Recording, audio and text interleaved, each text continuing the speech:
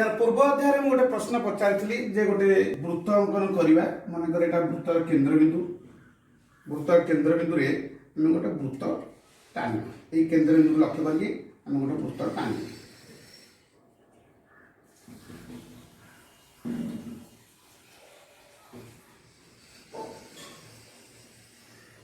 यहाँ गोटे वृत्त अंकन कर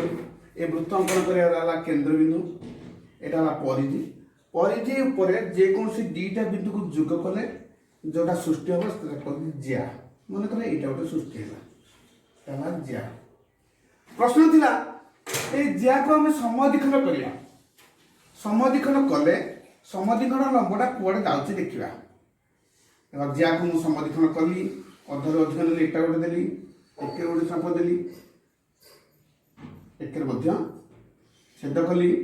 चाप देली तो आपको लक्ष्य करी बर्तमान आम रेखा टाणीमा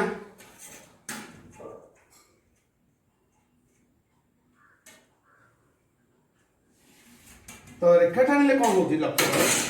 जे यही ज्याटा मुझे समद्विखंड करुच्ची जो समद्विखंड लंब आसूची केन्द्रबिंदु को स्पर्श करुच्ची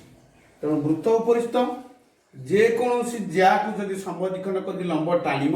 ताकू निश्चित रूप केन्द्र उपर देखिए गति कर किंबा एटा जदि आम गोटे व्यास टाणीमा एटा बृहत्तम ज्या को व्यास कहे व्यासर याक जब आम समद्विखंड करी लंब टाणीमा केन्द्रबिंदु देखिए जीव तो गला लंब अंकन किपर वृत्त उपर कराए केन्द्रबिंदु किपर जाऊँगी बुझेली आ लंब अंकन कर चारोटी सोपान अच्छी प्रथम रेखाखंड टाणीम ताको अधारू कंपास साहाय्य अधारू अधिक नहीं उभय पार्श्व उपर पार्श्व ये मनकर यहाँ रेखाखंड तार उपर पार्श्व आ तल पार्श्व उभय पार्श्व चाप द्वारा छेद कर छेद करके जोग रेखा टाणीम यहाँ हूँ रेखाखंड उपर समद्विखंड लंब तेणु यही समद्विखंड लंब चैप्टर संपूर्ण सरला यापर 13.1 प्रश्नमाला सरला 13.1 प्रश्नमाला सरवा सहित